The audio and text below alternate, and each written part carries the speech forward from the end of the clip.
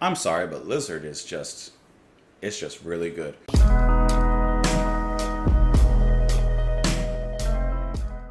Hello, welcome. What's up?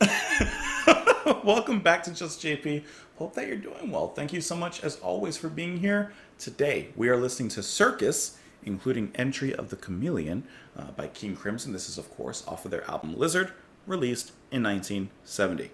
So, we have listened to the last song on the album, the title track, Lizard, and the opening of that track. I mean, the whole thing is really, really, really good, but the opening with John is just heavenly. So I'm excited to go ahead and listen to the rest of the album here. We're going to start off with the first track, which is where we should have started off, but I kind of did things a little bit in backwards order. It's not the first time. It definitely won't be the last.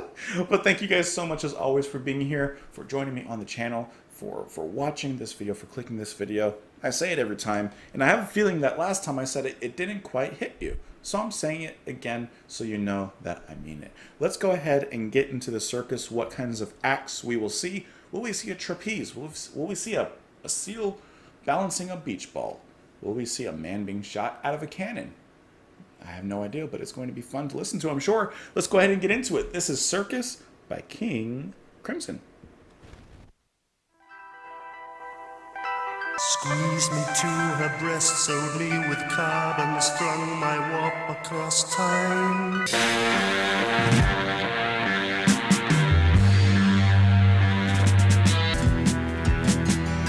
my feet of mud, followed the empty zebra right to the surface.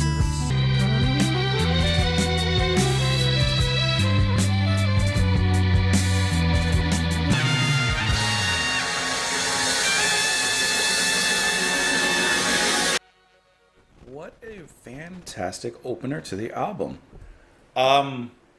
This was really good. This, if the rest of the album is like the title track and like this, like Circus, we might have a Golden Star album on our hands. Some flavors of this reminded me a little bit of Epitaph, and that's probably because of the Mellotron, which it's my favorite instrument, probably. It's just one of those sounds that I never get over. And two things that I love specifically in this song regarding the Mellotron is, one, in one section, while the Mellotron is continuing to layer upon layer and build an elevated sound, like just side by side, you also have saxophone that's playing alongside that. And it's just a really gorgeous combination. The sweet horns combined with the tapes of the Mellotron. Like, it's just a really unique sound, you know, that I don't think I've heard before or outside of King Crimson. And then I also like production-wise how for much of the song where the Mellotron is featured, at least on my headphones, it's on the right side, and then you have Fripp's guitar on the left. So it's almost like they come together and they surround you with just very interesting and ethereal kind of feels and tingles. I don't know, I just feel something right in this area right here. But the drumming is like snappy and precise. I am really impressed by Fripp's brilliant guitar playing in here. At times playing almost like a Renaissance kind of medieval town square feel. You kind of get a little bit of that in here. And then at other times just playing kind of disorienting and chaotic. But King Crimson always does a brilliant job of combining the chaotic with melody, you know, complacency with abstract. They're a great band at bringing these things together. This singing I thought was very stately as well. I believe that is going to be Gordon Haskell singing here. I don't see anyone else credited, and I think that it is Gordon Haskell, who's also playing the bass. I mean, the band are in full effect here. They're doing what they do best, and they do it very well. I don't think there's anything anything bad or negative to say about this, or even at any criticism. This is a really, really good track. Like, this is very medieval town square. And they always have a way of bringing it together into their style, progressing, right? Taking the familiar and taking it into unfamiliar places. And I think that the Mellotron, the saxophone, of course, Fripp's playing, the drums, I guess I'm just naming everything. King Crimson, as a whole, take that familiar territory and lead you into new and strange lands. The slinky And speaking of strange, listen to that Mellotron sound. That's kind of cool. It almost sounds like an organ. For a moment I was confused, but I'm 99% sure that that's a Mellotron, but it's just using a different sound or effect or whatever. And it kind of sounds like an organ. So I think that that's really cool how they... I mean, they've always done this, and bands have done this, but it's just nice to hear a different sound from the Mellotron and kind of spin around with that and play around with that. I mean, they just get a lot of different tones and feelings out of it. And then later on when we get really, really brutal, this is what I meant. Like, this is just discord. And then they go back down. You hear the Mellotron build up from that moment there. It's just really nice how they balance all these finely tuned parts of the machine. All these components are working in this very, very well-oiled machine, and it is just moving along. This is an engine that doesn't stop. It's maddening, but there's a beauty to it, right? It's perfectly balanced. Let's talk about this this circus here. All right, so entry of the chameleons. How are you going to know if they're entering if the chameleons? They're camouflaged. Night. Her sable dome scattered with diamonds fused my dust from a light year. Squeezed me to her breast, sewed me with carbon. Strung my warp across time. Gave me each a horse, sunrise, and graveyard. Told me only I was her. Bid me face the east, closed me in questions. Built the sky for my dawn.